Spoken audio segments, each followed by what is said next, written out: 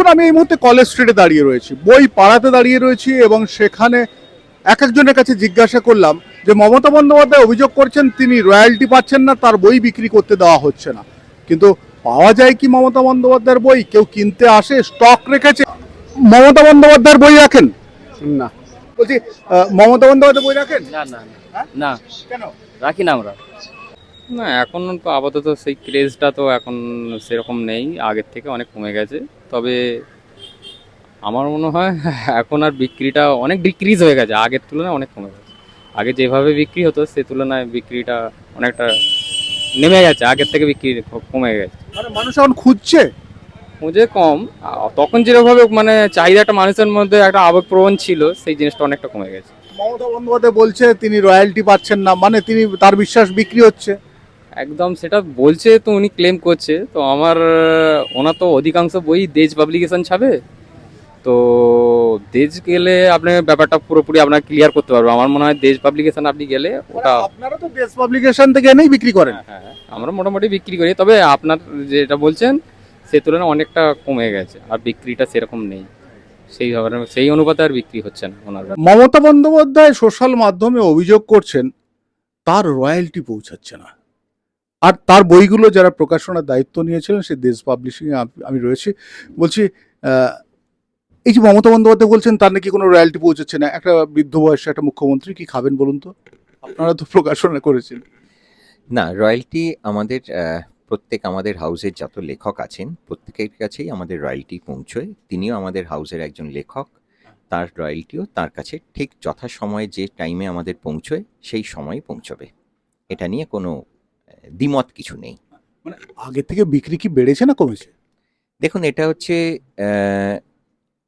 প্রত্যেক বছরের শেষ যে বছরটা ইয়ার এন্ডিং যেটা হয় তার মধ্যে তার বিক্রির যে হিসেবটা থাকে সেই হিসেব অনুযায়ী যায়। মমতা বন্দ্যোপাধ্যায় বলছেন যে বিজেপি এছাড়া অন্যান্য দল তারা নাকি বই বিক্রি করতে দিচ্ছে না, এরকম কোনো আপনাদের উপর চাপ আসছে? না, এরকম কোনো ঘটনা এখনো পর্যন্ত ঘটেনি। আমাদের এখানে তার বই পাওয়া যায়। তার বই যা বই প্রকাশিত হয়েছে, তার বই যেগুলো ইন প্রিন্ট আছে সেগুলো সবই পাওয়া যায়। আমরা একটা জিনিস দেখছি যে বাইরে মানুষের হাতে বই পৌঁছানোর থেকে পুশিং কিংবা আপনাদের বোধহয় বেশিরভাগ লাইব্রেরিগুলোতেই বইগুলো সাপ্লাই হচ্ছে, নাকি বাইরে দোকানগুলো বিক্রি করে একেবারে ফ্লুয়েন্টলি? আমাদের বই যারা আসেন আপনি আমাদের দোকানের কাউন্টারে গিয়ে দেখতে পাবেন, যারা বই কেনার তারা এখানে এসেই বই কেনে। আপনাদের বই কি অন্য কোথাও পাওয়া যায় না? আমাদের বই অন্য যেখানে ধরুন, মমতা বন্দ্যোপাধ্যায়ের লেখা। হ্যাঁ, যারা বই কেনার তারা এখানে এসে কিনে নিয়ে যায়। হ্যাঁ, এছাড়া আপনাদের তো বোধহয় লাইব্রেরি যতগুলো ছিল পশ্চিমবঙ্গ সরকারের সেগুলোতে প্রচুর সাপ্লাই হচ্ছে, সেটা কত সাপ্লাই হয়েছে যদি একটু বলেন? এই তথ্য আপনাকে কে দিয়েছেন? এই তথ্য যদি আপনি সঠিক জানেন তাহলে হয়তো লাইব্রেরিগুলোতে একবার ঘুরে দেখে নিতে পারেন যে সেখানে বই কি গেছে না গেছে। মানে মমতা বন্দ্যোপাধ্যায় লেখা বই সেটা পশ্চিমবঙ্গে। যদি আপনি না জেনে যদি আমাকে জিজ্ঞাসা করেন সেটার তো উত্তর আমি দিতে পারবো না। মানে শুনুন, একটা জিনিস হচ্ছে রাজনৈতিক বিষয়ে লোককথা বলে কিছু জিনিস রয়েছে। হ্যাঁ, সেটা সেটাও একটু আপনার কাছে এই লোককথা যারা কানাকানি চলে, মুখোমুখি চলে, সেটাও একটু ভেরিফাই করা উচিত আপনাদের কাছে। আমাদের ভেরিফাই করা উচিত নয়, আপনারা সাংবাদিক, আপনারা ভেরিফাই করে এসে যদি জিজ্ঞাসা করেন। সেই জন্যই তো আপনাকে বললাম যে আপনারা তাহলে মানে যে কানাঘুষো যেগুলো শোনেন সেগুলোকে ভেরিফাই করবেন। সেটা প্রকাশককে নয়, সেটা লাইব্রেরিতে আগে গিয়ে যদি দেখে আসেন যে কি বই আছে না আছে, তারপর গিয়ে একজন প্রকাশককে জিজ্ঞাসা করবেন। মমতা বন্দ্যোপাধ্যায়ের মোট কত বই আপনারা, কতগুলো বই, মানে কতগুলো সংখ্যা আপনারা এ পর্যন্ত প্রকাশ করেছেন? আমরা এই মুহূর্তে আমাদের প্রকাশনা আছে 100 ওপরে।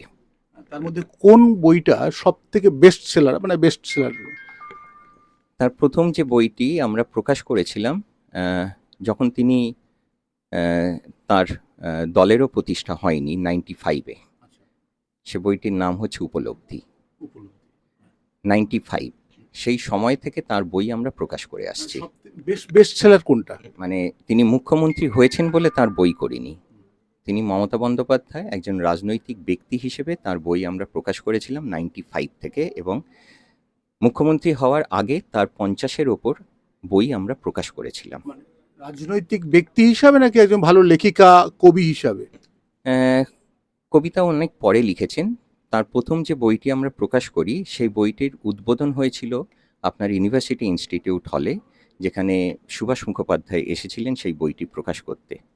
সে বইটির নাম হচ্ছে উপলব্ধি, এবং প্রথমেই 1 বছরেই সেই বইটির বিপুল সাড়া পেয়েছিলাম। তারপর থেকে তার বই আমরা প্রকাশ করি। মানে মমতা বন্দ্যোপাধ্যায় যেটা অভিযোগ করছেন এটা বোধহয় আশঙ্কা করছেন, কিন্তু বাস্তবে তিনি টাকাটা পাবেন, এটাই আশ্বাস তো আপনাদের? হ্যাঁ, অবশ্যই পাবেন, পাবেন না কেন? এই 2026-এ চৌঠামের পরে মমতা বন্দ্যোপাধ্যায়ের বই বিক্রির হার কমেছে না বেড়েছে? সেটা আবার নেক্সট ইয়ার আপনাকে বলতে পারবো। মানে এখনো চলছে বিক্রি? হ্যাঁ, অবশ্যই। না, যদি এই 2 মাস 2.5 মাসে বলি কতটা বেরিয়েছে? সেটা এক্ষুনি বলতে পারবো না আপনাকে। সেটা তো আমি তো এখানে থেকে বলতে পারবো না। সেটা আবার আমাদের ইয়ার এন্ডিং এর পরে যখন হিসেব হবে তখন আমরা জেনে আপনাকে বলবো। এই যে হাম্বা হাম্বা কাম্বা কাম্বা, এই যে একটা বই ছিল, একটা কবিতা ছিল, এইটা যেভাবে মানুষের মনে সাড়া পেয়েছে, মুখে মুখে চলেছে, বিভিন্ন সোশ্যাল মিডিয়াতে মানুষ লিখে এটা নিয়ে চর্চা করেছে, কিন্তু মানুষের মানে পাঠকের চর্চা কি পাঠকের বই কেনা এই কবিতা নিয়ে আপনারা কতটা পেয়েছেন সাড়া? আর এইটা মানে বইটা যখন আপনারা ছাপান তার আগে তো একটা মানে আপনাদের টার্গেট থাকে যে বইটা সেল হবে, কিংবা এটার ইনার মিনিং কি, সেটা যদি একটু বলেন আমাদের। এইটা ধরুন, এই যে আজকে আপনি বললেন, আমার ধারণা আপনিও যদি এই বইটা পড়েন, এই যে লোকেদের যে আলোচনায় আপনিও যদি এই বইটা কিনে পড়েন, তাহলে একজন প্রকাশকের এইটাই লাভ। এই যে বলছেন যে সবাই যেভাবে চর্চা করছেন, যেভাবে এই একটা বইকে, কবিতাটাকে যেভাবে জনপ্রিয় করে দিচ্ছেন সোশ্যাল মিডিয়ায়, তার এই কবিতাটাকে নিয়ে নিশ্চয়ই সবাই পড়ছে। হ্যাঁ, আপনিও পড়ছেন। তার মানে একটা কোথাও একজন প্রকাশক হিসেবে আমি এখানে লাভ পাচ্ছি। আপনি চাহিদাটা পেয়েছেন অবশ্যই, তাই না? অর্থাৎ মমতা বন্দ্যোপাধ্যায় যেটা বলছেন সেটা বোধহয় ঠিকঠাক নয়। আমি শঙ্কর আছি আপনাদের সঙ্গে, ND News 24 দেখতে থাকুন।